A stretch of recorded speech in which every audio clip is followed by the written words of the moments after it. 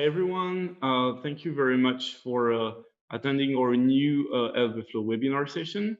So today's session will be made by or one of our dear users in Slovenia, Uroš Tkalec, on a microfluidic of nematic mesophases. So thank you very much for your time all, and Uroš, go ahead, the floor is yours. Okay, so hello everybody. My greetings from Ljubljana. I hope you're doing more or less fine. I would like to thank you for attending this webinar, and also I thank the LVFlow team for inviting me and giving me this opportunity. Today I will be talking about microfluidics of nematic mesophases. Just a few words about me. So I'm employed at 3 institutions in Slovenia. So I work as an assistant professor of physics at the University of Maribor, and I'm a researcher at the University of Ljubljana, and I'm also working at Jožef Stefan Institute. So if you want to check my ResearchGate, for example, or Google Scholar profile, you can find more about my papers and my work. But I came in touch actually with microfluidics during my postdoctoral research at Max Planck Institute for Dynamics and Self-Organization in Göttingen. So I will briefly tell you about this. And following the outline of my presentation, I will introduce you to the nematic mesophase. I will tell you a little bit about polarized light microscopy, then about topological defects in nematics, about nematics in microfluidic channels and how to run the nematic flow with pressure gradients. And I will show you how to create, how to manipulate the flow-aligned domains that you can see on the right-hand side of this screen, and how to sculpt actually the flow of nematic liquid crystals with light pulses. I will discuss briefly also the chiral flow states that we observed recently and the structural transitions between the patterns. So in the end, I will conclude and give you some perspective for the future work. So I basically came in touch, let's say, or became aware of microfluidics during my PhD studies. So I started in 2005, and this was the time approximately when also the book by Patrick Tabeling appeared on microfluidics, or Introduction to Microfluidics, and there were papers from White's group, for example, on generation of double emulsions in microfluidic devices, and also the Nature Insight 1 year later about the origins and the future, for example, of microfluidics by George Whitesides. And I came directly in touch with microfluidics and with microfluidics of liquid crystals, which I will be discussing today in 2010, when I was working together with Anupam Sengupta, who was a PhD student at that time in Göttingen under the supervision of Stefan Herminghaus. So they both contributed a lot to my later career and helped me somehow also to establish the laboratory which I'm running now in Ljubljana. So I traveled a lot around the world in the meantime and visited many groups, including the White's group and other groups at Harvard a few years ago. And my first PhD student actually finished last year. So you can see Tadej Emeršič on the photo here. And he was mostly involved in the results, at least experimental results, which I will be showing today.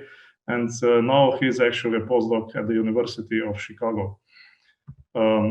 So let's tell you about the nematic mesophase and liquid crystals in general.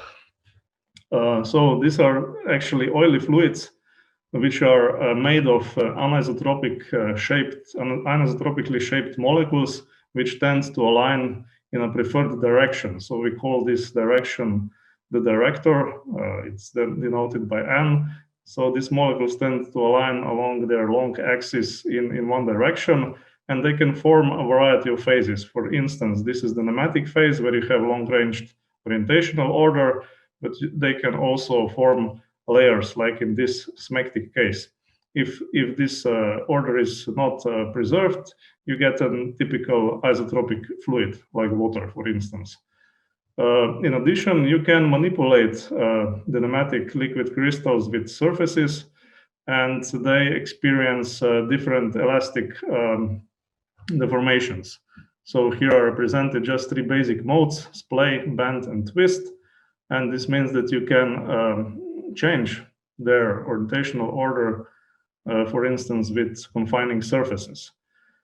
How do they look like actually? If you look at them in some flask, you can see that these are kind of milky fluids. And if you pour a thin layer of liquid crystal, for instance, on glycerol and look at it under the microscope, you can see some textures. So it looks like that. And people study liquid crystals under the microscopes for more than 100 years. So here is one of the pioneers of these studies, so physicist Otto Lehmann. And this is from his book from 1904. Also today, we are actually using polarized light microscopy to investigate and to manipulate also the liquid crystal layers. And polarized light is important here because the nematic fluids actually can rotate the polarization of light. And when the light is passing through the nematic slab, for instance, this polarization plane can be rotated. And this means that when you look at, for instance, liquid crystal layer under the cross polarizers, you can see different colors. And the different colors, for instance, in this image, corresponds to different orientations of molecules in this layer. So if you're following, let's say, also this equation, you can see that you get patterns where the light is vanished. So you have black regions, which means that molecules in these regions are oriented parallel either to polarizer or analyzer. And you can use also additional lambda wave plates, so kind of optical retardation, to distinguish these two perpendicular orientations, like in this case. And all this helps you actually to reconstruct the director field, so the orientation of molecules in your sample.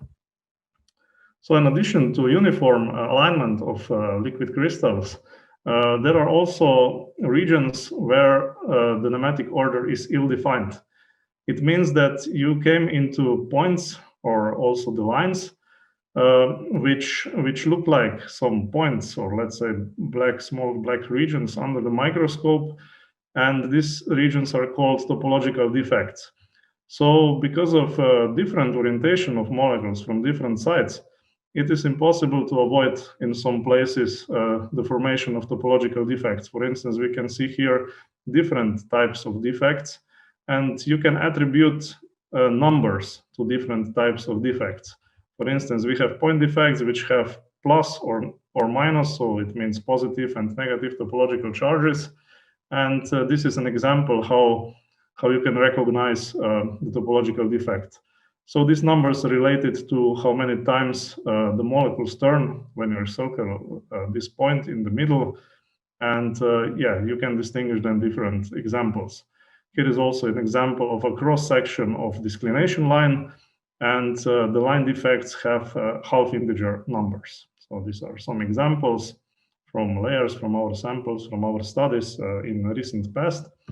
And now we will actually focus on how the nematic looks like when we confine it into a microfluidic channel.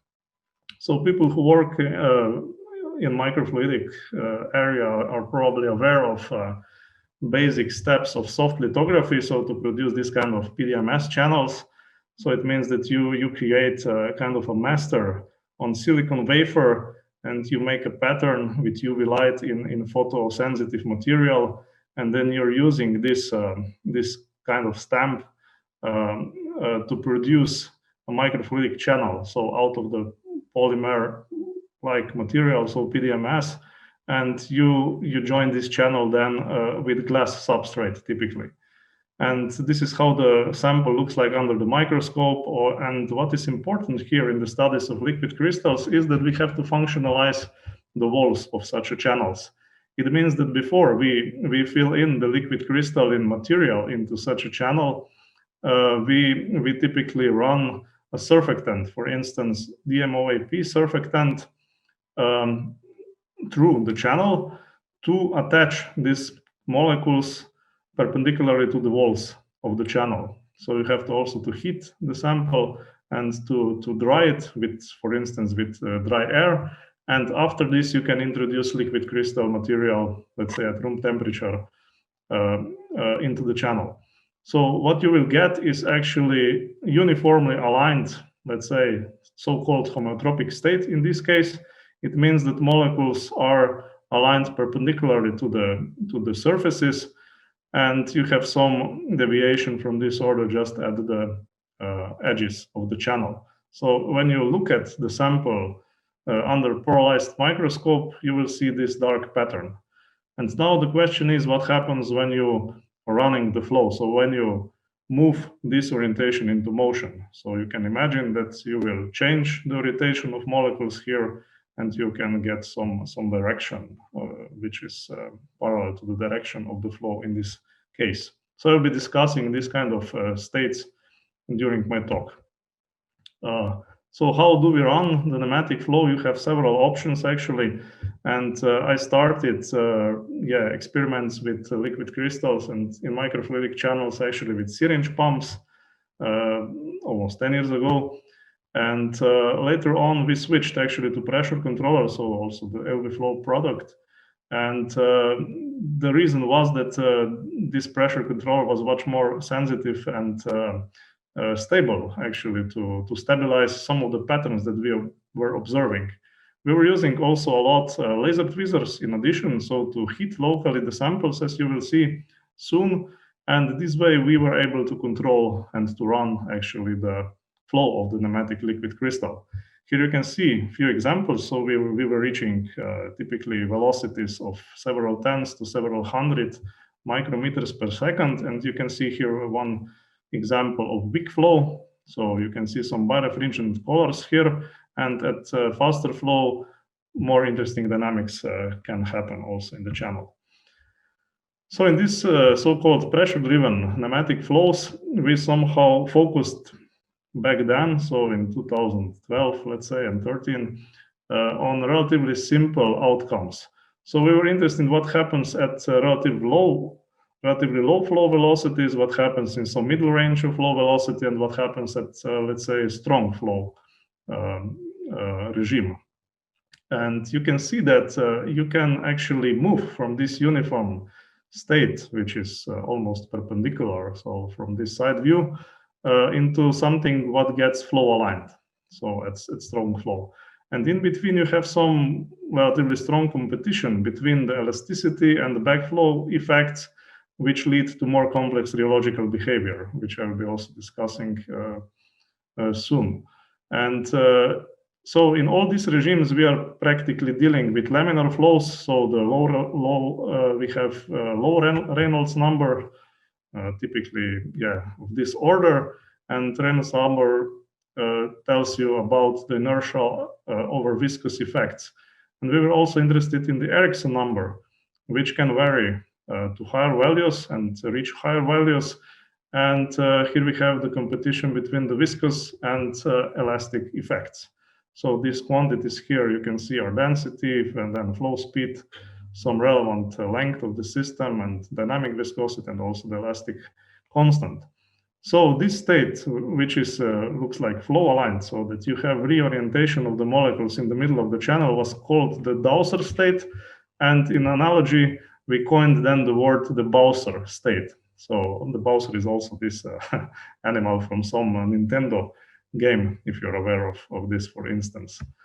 And so in more recent experiments, then we applied also the laser tweezers to the flowing nematic. So what happens here is that we are using a conductive glass substrate, so covered with ITU layer, and we are locally heating the flowing nematic. So which means that you can see this black spot, which means the isotropic phase, so the heated nematic in this place. And when we turn off the laser beam, you can see this also in the movie, you can create a region, let's say a domain, which is differently aligned than the surrounding. This means that inside this, let's say, defect loop, because this domain has a border, and this border is a declination line with, let's say, zero topological charge, but the orientation inside this loop is different than in the surrounding. So if you look from the side, you have around more or less vertically aligned nematic, and in the middle of this domain you have flow-aligned nematic.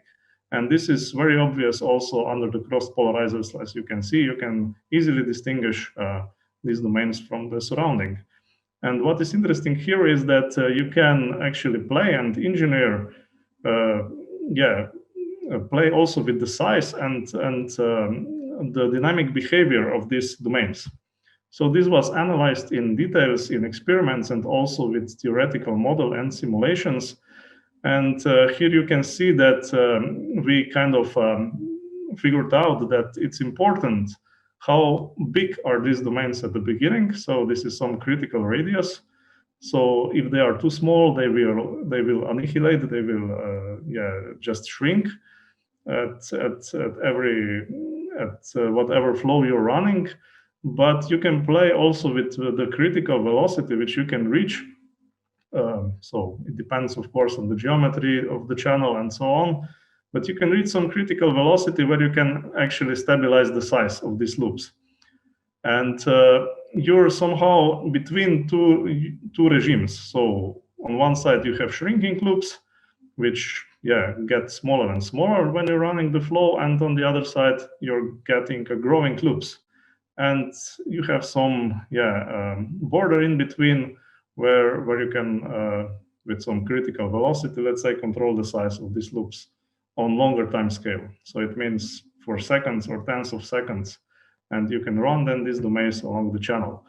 What you can do more is actually you can play also with turned on laser beam, and you can move it across the channel cross section. So in this movie or also in these figures, you can see how the heating laser light can actually cut away pieces of a larger flow-aligned domain. And then you can get, let's say, a train of pinched off domains, which can then travel further. You can also use a static laser trap, for instance, here, and you can split a large domain into two pieces, and thereby you can also more dynamically control the size and the shape of these domains. Why this is interesting, actually, because you can find, let's say, or observe analogous type of loops also in more complex material, which are called active nematics. These are typically some microtubule bundles which are not in equilibrium. And people studied recently this very complex dynamics of, let's say, also disclination loops that make some recombination events and very chaotic motion in confinement, under confinement. But the loops which you see here are practically the same or very similar to those that we have observed in much less complex system. So this is also one reason why it is interesting to study liquid crystals under some external field, let's say, under driving and flow. So we also tried to classify observed flow patterns. For instance, here is some overview of the states. So if we have no flow, we have uniform homeotropic state like this. And then if we apply a slow flow, we get this bout state, so Bowser for B. And if we apply stronger flow, we have a transition to Dowser state, to flow-aligned state, like here. And in between, actually, these transitions, or next to them, we observed one more transition, which took our attention. And we could reach this transition and to stabilize this state, which is denoted by this B star, just with the pressure controller. So we were using the Elbe flow pressure controller to reach that. And you can see that you can get some differently colored states, also some solitons in between. And what is this is actually, these are so-called chiral flow states. So in this video, you can see the formation of such a, let's say, chiral flow state. You have left and right-handed states, and in the middle you have a very soft soliton, which is formed. And what it means is that, so from the side, if you look at the profile here down on this schematics, you can go from, let's say, vertical orientation of molecules in the channel to flow-aligned orientation in the channel through first order phase transition, but you can make also turn out of the plane of these molecules, let's say towards the screen or towards me here, so they can turn to left and right if you look from the top. And this is a different thing, right? And we identified so this let's say second order phase transition also in this system, and described it or schematically represented it also like this. So you can find out more about these results in our recent paper, which was published at the beginning of this year in Nature Communications. And we also further played with the geometry of the channels, which offers also more possibilities to play with these different let's say flow states or flow patterns. So for instance, you have here the crossing, like T-shaped channel where we are running a chiral phase with the soliton into a region where the flow speed is reduced a lot. And here down here we have a Bowser state, for instance. And you can also use, let's say, some obstacles and so on to manipulate the domains. And to conclude, I would actually like to stress that you can sculpt actually this kind of complex fluids. So anisotropic fluids with some internal degrees of order. And we believe that this liquid crystal, let's say, microfluidics can find some applications also, for instance, for selective encapsulation of some solids or particles into optically active compartments, because liquid crystals are very sensitive and optically responsive materials. We are also aware that we can visually distinguish, let's say, different ground states, which can be topologically protected.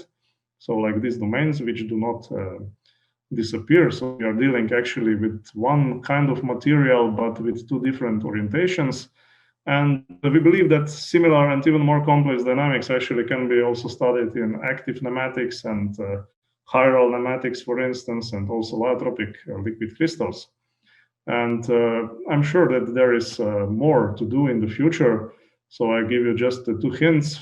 For instance, here we have some more complex geometric confinement where we can split the domains into more parts, and we can engineer then the behavior of these domains further down the channels. And we can, for instance, also encapsulate the nematic liquid crystals in spherical droplets and run actually the flow inside the droplets.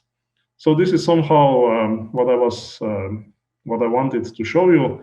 And actually, I thank you for your attention, and I'm looking forward to your questions and comments. So thank you. Hi again, everyone. So thank you very much for your time. Thank you very much, Uroš, again for the presentation. That was very highly appreciated.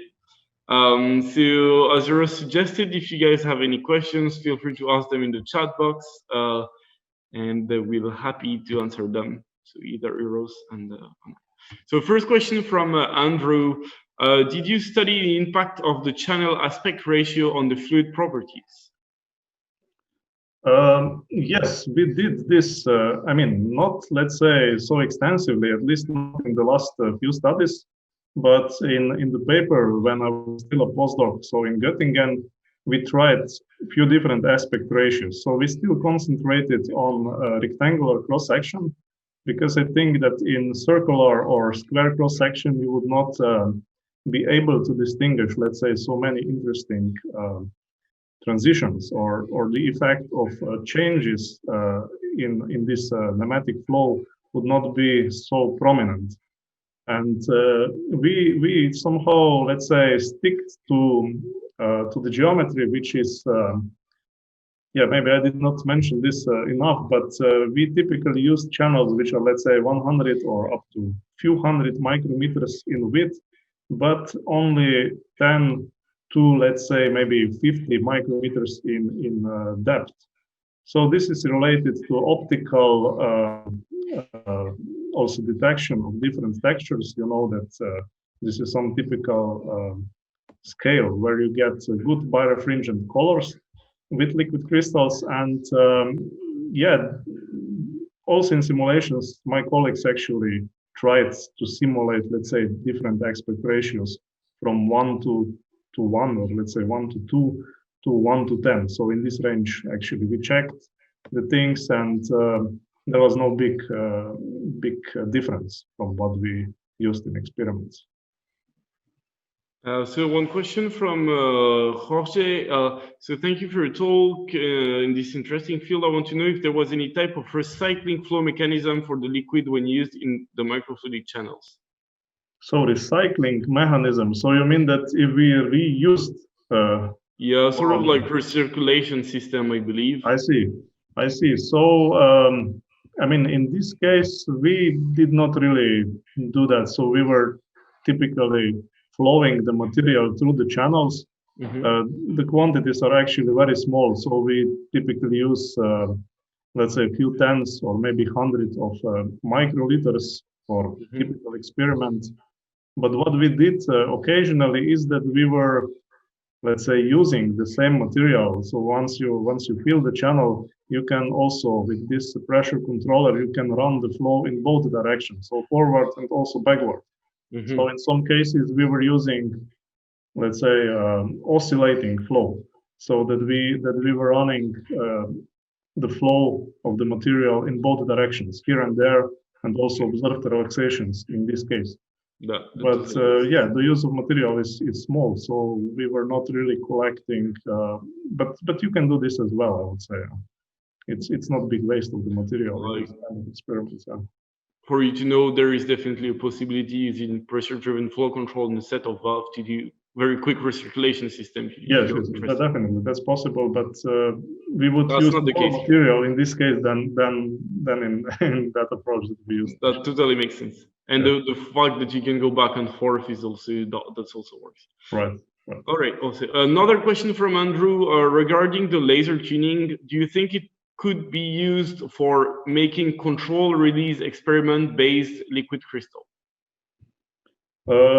Yes, probably that would be possible. So I mean, I was discussing something what could be done, let's say, also in the future. I'm not sure if in our lab, but maybe somewhere else, is the thing that these domains which we can create, for instance, could be further let's say, enriched with photosensitive material. So if we would mix the original liquid crystal with some photo dyes or something like that, that could respond to, let's say, to UV light. I'm aware that there are some dyes which are also let's say shape dependent, or how to say, orientation dependent, so that they could polymerize. You could, for instance, polymerize just regions which are flow aligned. So it means that you could solidify, for instance, these domains. This is one thing with UV light, for instance, right? And the other thing is that you can for sure confine also liquid crystal in some kind of droplets. And in this case, yes, I think that you can create, let's say, kind of capsules. So you can encapsulate some material into let's say, nematic droplets, and you can use then laser tweezers locally to hit these kind of droplets, which are, let's say, 100 microns or something like that, or a little bit less in size. And you can release something out from these droplets by locally inducing the phase transition. So if you hit the nematic into the isotropic state inside such droplet, you're losing this alignment, and you're losing the orientational order. And what could happen is that you could release something what is inside without destroying this droplet, for instance. So I can imagine, and I'm aware that, for example, in Lavrentovic group, they showed something like that, this principle that, and also in Abbott group, Sonic Abbott group, they played with this kind of sequences of phase transitions on larger scale. And yeah, I think successfully released some dyes at least, and some other quantities.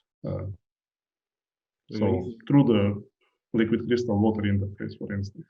Okay, amazing. So just for you to know, guys, we also we were about to launch a droplet generation pack with Flows, just like an all-in-one system to allow you to be able to make your own droplets. But I'm not sure we're yet able to provide you with the full system as Uroš is describing here. So that's more going to be in your hands than to tune your droplets accordingly and having your system working as described here. Well, thank you very much all for your time, and thanks for the talk, Uroš, and thank you very much for being here today. Again, as always, if you guys have any more questions, you can contact us at contact@lbflow.com, and we'll definitely either answer your questions or forward them to Uroš if needed. All right, thank you for your time. Have a good one. Thank you. It was my pleasure. Thank you. Thank you, everybody. Bye. Good evening. Okay, bye-bye. Bye.